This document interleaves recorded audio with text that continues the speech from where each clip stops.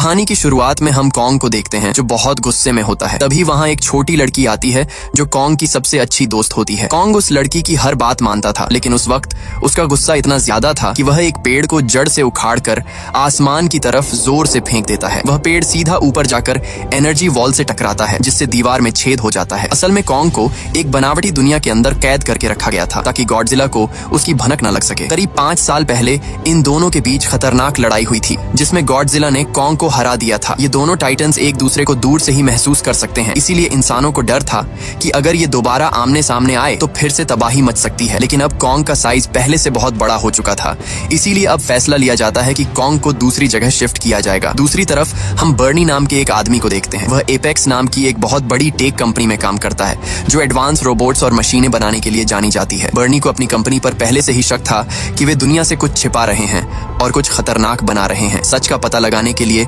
वह कंपनी का secret data चुराने की कोशिश करता है, जहां उसे पता चलता है कि कंपनी किसी बहुत बड़े और गुप्त प्रोजेक्ट को हांगकांग भेजने की तैयारी कर रही है। तभी अचानक वहां खतरे का सायरन बजने लगता है। ये इशारा था कि गॉडजिला पास आ चुका है। देखते ही देखते गॉडजिला समंदर की लहरों को चीरते हुए बाहर निकलता है और सामने आने वाली हर चीज को तहस नहस करना शुरू कर देता है। वहां मौजूद लोग दंग रह जाते हैं, क्योंकि गॉडजिला तो हमेशा इंसानों का रक्षक रहा है, तो फिर आज वह सबको मार क्यों रहा है। गॉडजिला अपनी न्यूक्लियर पावर का इस्तेमाल करके पूरी एपेक्स कंपनी को जलाकर राख कर देता है। ये खबर पूरी दुनिया में आग की तरह फैल गई कि गॉडजिला वापस आ गया है, लेकिन इस बार वह एक रक्षक नहीं बल्कि एक विलेन की तरह बर्ताव कर रहा है। एपेक्स कंपनी का मालिक टीवी पर आकर कहता है कि गॉडजिला अब बेकाबू हो चुका है और वे जल्द ही एक ऐसी मशीन तैयार कर लेंगे जो उसे रोक सकेगी। इस न्यूज को मेडिसन नाम की लड़की भी देख रही होती है, जिसे पूरा यकीन था कि गॉडजिला बिना किसी वजह के हमला नहीं कर सकता। इसके पीछे पक्का एपेक्स कंपनी की ही कोई साजिश है। अपनी बात साबित करने के लिए मेडिसन अपने पिता के पास जाती है और उन्हें समझाने की कोशिश करती है कि गॉडजिला को पक्का उकसाया गया है, लेकिन उसके पिता उसकी बात नहीं मानते। वे कहते हैं कि ये टाइटन्स भी इंसानों की तरह ही होते हैं, जिनका मूड कभी भी बदल सकता है और अब गॉडजिला रक्षक नहीं बल्कि विलन बन चुका है। पिता की बातों से निराश होकर मेडिसन वहां से निकल जाती है और उस हैकर बर्नी की ऑनलाइन ऑडियो सुनने लगती है। वह हैकर गॉडजिला और एपेक्स कंपनी के बारे में कुछ अजीब और चौंकाने वाले राज बता रहा था। मेडिसन उसी वक्त फैसला कर लेती है कि वह उस हैकर को ढूंढ कर रहेगी, ताकि पता चल सके कि गॉडजिला ने आखिर उस कंपनी को ही निशाना क्यों बनाया। दूसरी तरफ एपेक्स कंपनी का मालिक वॉल्टर मशहूर साइंटिस्ट नेथन से मिलने पहुंचता है। वॉल्टर उन्हें बताता है कि उनका हॉलो अर्थ वाला आइडिया बिल्कुल सच था। नेथन ने पहले एक किताब लिखी थी जिसमें उन्होंने दावा किया था कि हमारी जमीन के नीचे एक और छिपी हुई दुनिया है, जहां से इन टाइटन्स को अपनी असली ताकत मिलती है। वॉल्टर उन्हें लालच देता है कि अगर वे वहां पहुंच गए तो उन्हें एक ऐसी पावर मिलेगी जिससे वे गॉडजिला को हमेशा के लिए रोक सकेंगे। इसी दौरान वॉल्टर नेथन को अपने खास आदमी से मिलवाता है जो इस खतरनाक मिशन में उनके साथ जाने वाला था। उसके बाद वॉल्टर नेथन को बताता है कि उनकी टीम ने हॉलो अर्थ के अंदर ऊर्जा का एक ऐसा खजाना ढूंढ निकाला है जो पूरी दुनिया को बदल सकता है। नेथन ये सब सुनकर हैरान था, लेकिन उसे एक बात का डर था कि कुछ साल पहले उसके भाई ने भी वहां जाने की कोशिश की थी, लेकिन वहां की अजीबोगरीब ग्रेविटी की वजह से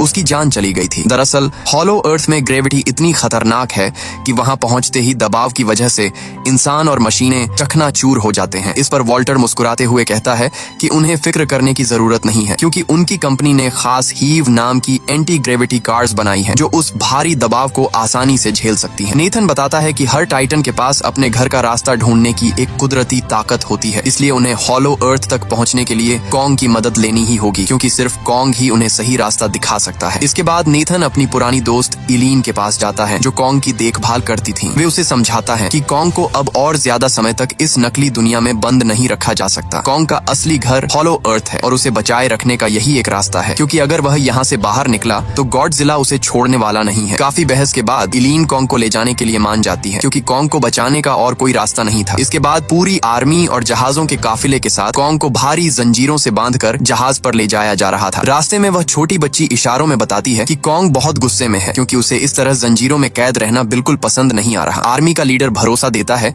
कि वे गॉडजिला की नजरों से बचकर निकल जाएंगे। डॉक्टर भी जानती थी कि गॉडजिला और कॉन्ग की दुश्मनी सदियों पुरानी है। ये दोनों ही खुद को इस दुनिया का असली राजा समझते हैं और अगर ये टकराए तो समंदर के बीच ऐसी तबाही मचेगी जिसे कोई रोक नहीं पाएगा। दूसरी तरफ मेडिसन अपने दोस्त के साथ उस हैकर बर्नी के पास पहुंच जाती है। बर्नी उन्हें बताता है कि उसे शक था कि एपेक्स कंपनी छुपके से कोई ऐसी चीज बना रही है जो गॉडजिला को चुनौती दे रही है, और शायद गॉडजिला को इसी बात का पता चल गया है, इसीलिए उसने कंपनी पर हमला किया होगा। दूसरी तरफ समंदर में जहाजों पर अचानक सायरन बजने लगता है। वह छोटी बच्ची घबराकर इशारा करती है कि गॉडजिला आ रहा है। गॉडजिला की मौजूदगी महसूस करते ही सब समझ जाते हैं कि अब जंग को टाला नहीं जा सकता। गॉडजिला समंदर की गहराई से बाहर आता है और रास्ते में आने वाली शिप को खिलौने की तरह चीरते हुए सीधा कॉन्ग की तरफ बढ़ता है। कॉन्ग अभी भी भारी जंजीरों में जकड़ा हुआ था, इसलिए आर्मी उसे बचाने के लिए गॉडजिला पर रॉकेट और मिसाइलों से हमला कर देती है, लेकिन गॉडजिला पर इनका जरा भी असर नहीं होता। वह हवा में उड़ रहे प्लेन्स को तबाह कर देता है। गॉडजिला गुस्से में आर्मी के जहाजों को नष्ट करने लगता है। उसके बाद सीधा कॉन्ग के जहाज को टक्कर मारता है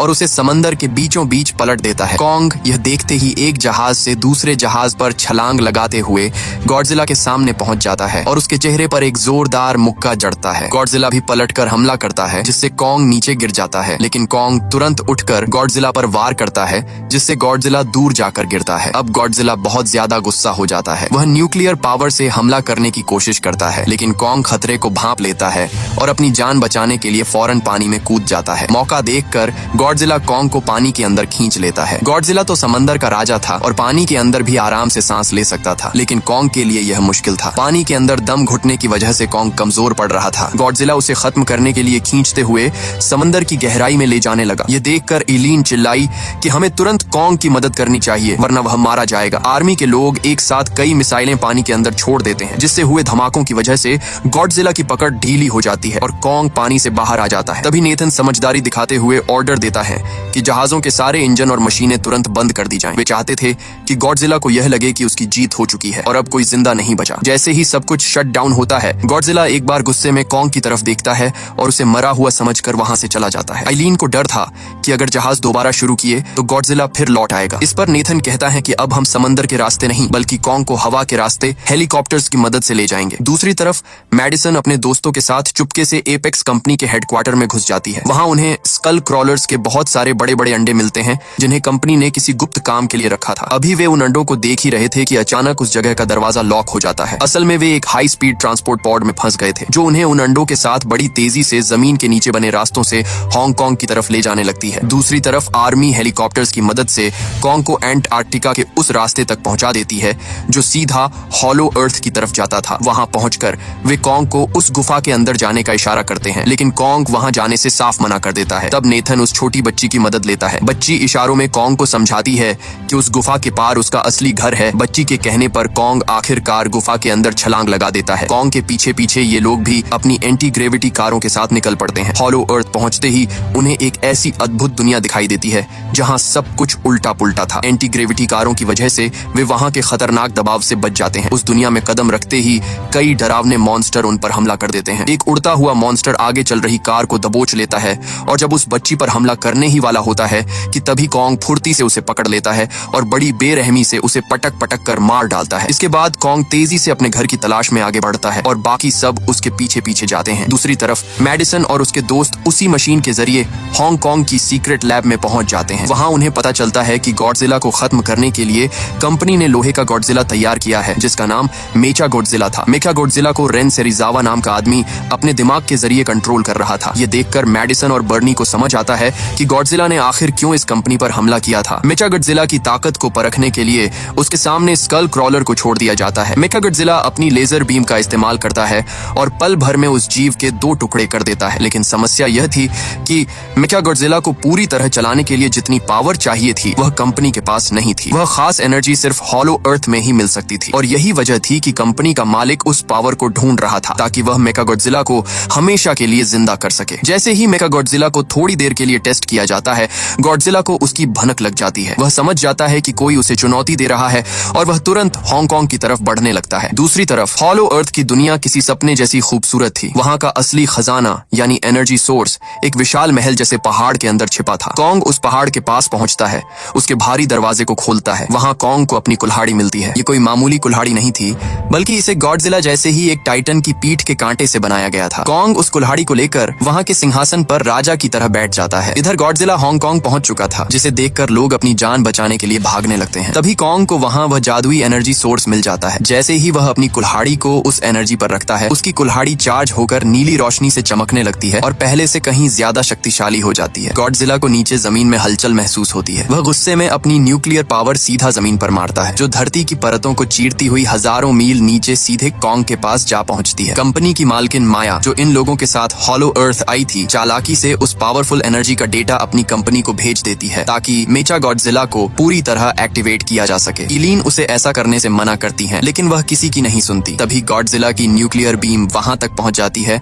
और तबाही मचने लगती है। माया वहां से भागने की कोशिश करती है, लेकिन कॉन्ग उसे देख लेता है और गुस्से में उसकी एंटी ग्रेविटी कार को हवा में ही पकड़कर चकनाचूर कर देता है। अब कॉन्ग अपनी जादुई कुल्हाड़ी उठाता है और गॉडजिला से लड़ने के लिए वह उसी रास्ते से भागते हुए सीधा हांगकांग की धरती पर पहुंच जाता है, जहां गॉडजिला उसका इंतजार कर रहा था। कॉन्ग अपनी कुल्हाड़ी से गॉडजिला पर जोरदार हमला करता है और उसे जख्मी कर देता है। गॉडजिला बार बार न्यूक्लियर पावर से कॉन्ग को खत्म करने की कोशिश करता है, लेकिन कॉन्ग अपनी फुर्ती से हर बार बच निकलता है। दोनों के बीच काफी देर तक लड़ाई चलती रही, पर आखिर में गॉडजिला कॉन्ग पर भारी पड़ने लगा। वह कॉन्ग को बुरी तरह घायल करके नीचे गिरा देता है और उसकी छाती पर पैर रखकर अपनी जीत की दहाड़ मारता है। गॉडजिला उसे वहीं छोड़कर जाने लगता है। उधर कंपनी के मालिक को वह एनर्जी मिल चुकी थी जिसका उसे इंतजार था। जैसे ही वह एनर्जी मेचा गॉडजिला में डाली जाती है, मेका गॉडजिला पूरी तरह जाग उठता है। मेका गॉडजिला एक्टिवेट होते ही बेकाबू हो जाता है और सब कुछ अपने कंट्रोल में ले लेता है। वह सबसे पहले कंपनी के मालिक वॉल्टर को मारता है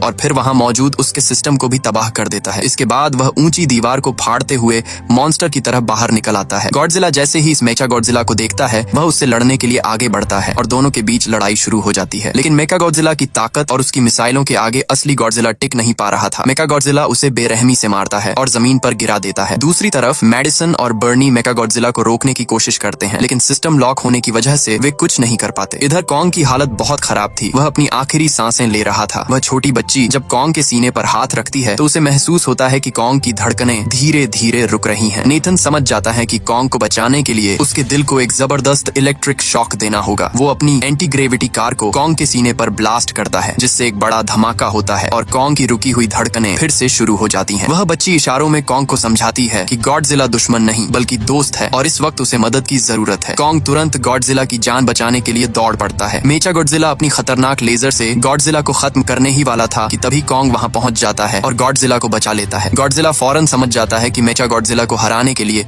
उसे और कॉन्ग को साथ मिलकर लड़ना होगा, लेकिन मेचा गॉडजिला इतना पावरफुल था कि वह अकेले ही इन दोनों पर भारी पड़ रहा था। तभी कॉन्ग की नजर अपनी कुल्हाड़ी पर पड़ती है, लेकिन कुल्हाड़ी में अब पावर नहीं थी। इसके बावजूद कॉन्ग उसी कुल्हाड़ी से मेचा गॉडजिला पर हमला कर देता है, लेकिन मेचा गॉडजिला कॉन्ग को बुरी तरह पीटने लगता है। जब मेचा गॉडजिला अपनी पूंछ से कॉन्ग को खत्म करने ही वाला था, तभी कॉन्ग अपनी पूरी ताकत लगाकर उसे रोक लेता है। दूसरी तरफ मैडिसन और बर्नी परेशान थे क्योंकि वे सिस्टम को हैक नहीं कर पा रहे थे। तभी जॉश को एक आइडिया आता है और वह बर्नी की शराब छीनकर मेन कंट्रोल पैनल पर डाल देता है। ऐसा करते ही मशीनों में शॉर्ट सर्किट हो जाता है और मेचा गॉडजिला कुछ सेकंड के लिए जाम हो जाता है। इसी मौके का फायदा उठाकर गॉडजिला अपनी न्यूक्लियर पावर से कॉन्ग की कुल्हाड़ी को पूरी तरह चार्ज कर देता है। अब कॉन्ग मेचा गॉडजिला पर टूट पड़ता है और अपनी कुल्हाड़ी से उसके हाथ पैर काट डालता है। कॉन्ग मेचा गॉडजिला के शरीर के टुकड़े टुकड़े कर देता है और आखिर में उसका सिर उखाड़कर अपनी जीत की दहाड़ मारता है। मेचा गॉडजिला के खत्म होते ही हांगकांग में सब कुछ शांत हो जाता है। गॉडजिला एक बार फिर खड़ा होता है और कॉन्ग भी अपनी कुल्हाड़ी उठाकर तैयार हो जाता है, लेकिन दोनों ने मिलकर एक बड़े दुश्मन को हराया था, इसलिए वे अपनी पुरानी दुश्मनी भूल जाते हैं। गॉडजिला वापस समंदर की गहराइयों में चला जाता है। इसके बाद कॉन्ग हमेशा के लिए अपने असली घर हॉलो अर्थ लौट जाता है। वह छोटी बच्ची भी उसके साथ वहीं रहती है। इसी के साथ ये कहानी यहीं खत्म हो जाती है। आपको वीडियो कैसी लगी कमेंट में जरूर बताएं और चैनल को सब्सक्राइब करना न भूलें। मिलते हैं अगली वीडियो में, तब तक के लिए गुड बाय।